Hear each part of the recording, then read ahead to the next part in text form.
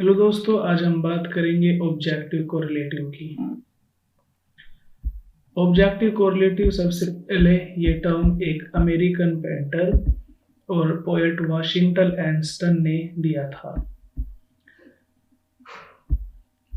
Washington Aston जो कि 1779 से 1843 के बीच रहे हैं, इनका एक लेक्चर ऑन आर्ट 1850 में आया था, जिन्होंने इसमें अपना जो एक ये टर्म है ऑब्जेक्टिव कोरिलेटिव सबसे पहले इन्होंने 1850 में दिया था।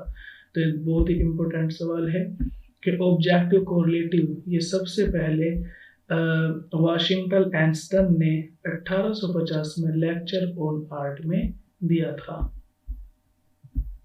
नेक्स्ट बात करते हैं कि इसके बाद में टी.एस. एलियट ने इस टर्म को लिया और इन्होंने अपने हैमलेट एंड इस प्रॉब्लम 1919 में इसको इन्होंने दिखाया था। उसके बाद ये ऐसे पब्लिश हो गया दूसरा 1920 में, और ये जो ऐसे कलेक्शन था द सैक्रेड वुड 1920 में इसको दोबारा से टी.एस. एलियट ने पब्लिश करा दिया था। लेकिन याद रखना चाहिए कि ऑब्जेक्टिव कोरिलेटिव को फर्स्ट टाइम वाशिंगटन एस्टन ने लेक्चर ऑन आर्ट में 1850 में दिया था। टी.एस. एलियट का नाम बाद में आता है, 1919 में इन्होंने इसको दिखाया और फिर 1920 में, लेकिन इससे पहले ही पब्लिश हो चुका था। अब बात करते हैं कि ऑब्जेक्टिव कोरिलेटिव है क्या। इसमें बात करते हैं वो कि objective correlative a set of object, a situation, a chain of events which shall be formula of that particular emotion. ये कह रहे हैं कि जब कोई पोएट, कोई ड्रामाटिस्ट या कोई मूवी मेकर जब कोई मूवी बनाता है या कोई सीन क्रिएट करता है या कोई एक्ट क्रिएट करता है या किसी तरह का कोई भी एक्ट ऑफ आर्ट करता है, तो उसके अंदर कुछ इमोशंस होते हैं।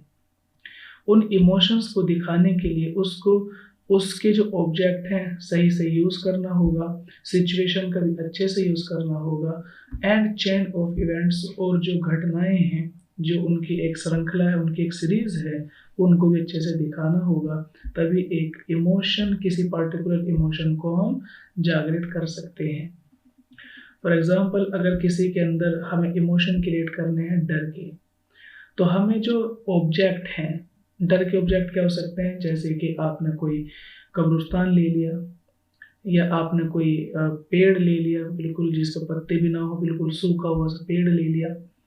आपने इसके अलावा बादल ले लिए, बिजली का कड़कना ले लिया, और आपने हवा ले ली, चलती हुई हवाएं, इस तरह से। तो ये उसके ऑब्जेक्ट होते हैं। सिचुएशन सिचुएशन का मतलब ये कि आपने उसके लिए जगह कौन सी दी है। अगर आप किसी को डराने का इमोशंस क्रिएट करना चाहते हैं तो आपको जगह भी डराने वाली देखनी होगी, जैसे कि कब्रिस्तान ले लिए, शमशान घाट ले लिया, या फिर आपने चर्च के कब्रिस्तान ले लिए, जो ग्रेवयार्ड होते हैं आपने वो ले लिया।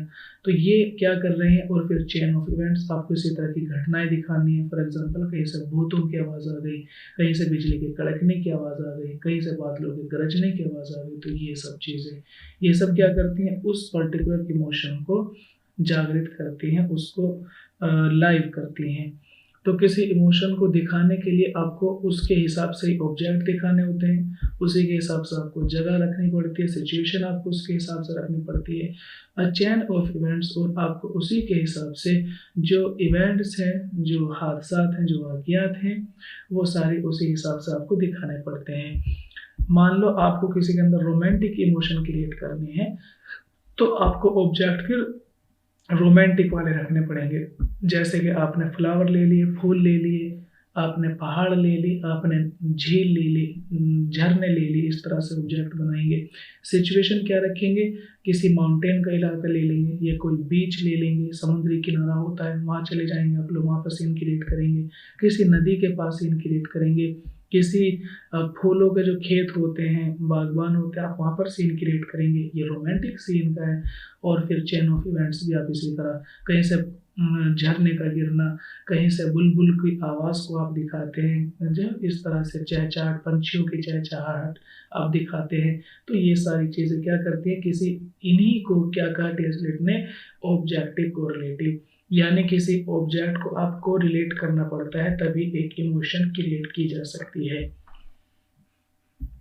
कहा है टी.एस. एलियट ने, there must be a positive connection between emotion the poet is trying to express the object. ये कह रहे हैं कि एक पॉजिटिव कनेक्शन होता है किसी इमोशंस के बीच में और ऑब्जेक्ट के या फिर इमेज के या सिचुएशन के जो पोएम के अंदर दिखाई देता है उसके अंदर एक पॉजिटिव कनेक्शन हमेशा बना रहता है। यानी आपको इमोशन आप अगर क्रिएट करना चाहते हैं तो वो आप क्रिएट कर ही नहीं सकते जब तक आप उसके सही से इमेज उसके अंदर ना डाल दें, उसके अंदर आप सही से इमेज ना डाल दें और आप सही से किसी अच्छी जगह का जो है सेलेक्ट ना कर लें, तब तक वो इमोशन क्रिएट नहीं हो सकती।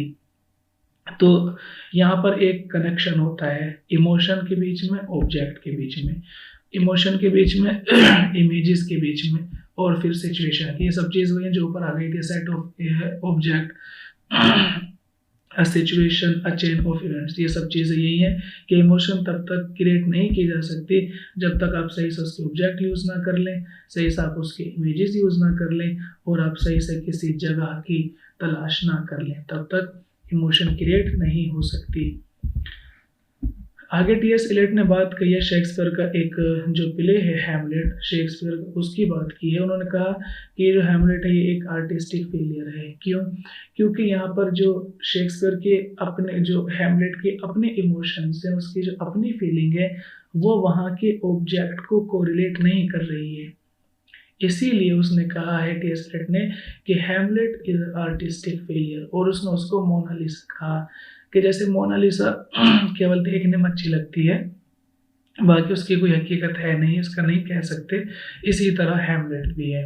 हैमलेट एक आर्टिस्टिक फेलियर है। क्यों? क्योंकि इसके अंदर जो इमोशन है वो उन ऑब्जेक्ट को सेटिस्फाई नहीं कर पाते, उसके इमेजेस, उसकी जो इवेंट्स हैं, उसके जो ऑब्जेक्ट्स हैं, उसकी जो सिचुएशन है वो उन चीज़ों को सेटिस्फाई नहीं करती है जो कि हैमलेट के इमोशंस है। यानी हैमलेट के इमोशन और उस प्ले के जो ऑब्जेक्ट हैं वो बिल्कुल दोनों अलग अलग हैं। आगे कहते हैं, इन अदर वर्ड्स, दूसरे शब्दों में, Eliot felt that Shakespeare was unable to provoke audience to feel as prince Hamlet. कि टी.एस. इलियट ने ये कहा है कि शेक्सपियर ये बात जो उसके ऑडियंस है, तो शेक्सपियर ने अपने ऑडियंस के अंदर वो फीलिंग क्रिएट नहीं की जो फीलिंग हैमलेट जो है हैमलेट के अंदर चल रही है, इमेजेस के थ्रू, एक्शन के थ्रू और कैरेक्टर्स के थ्रू। यानी जिस तरह से हमारा हैमलेट फील कर रहा है इस तरह से ऑडियंस फील नहीं कर पा रही है। क्यों?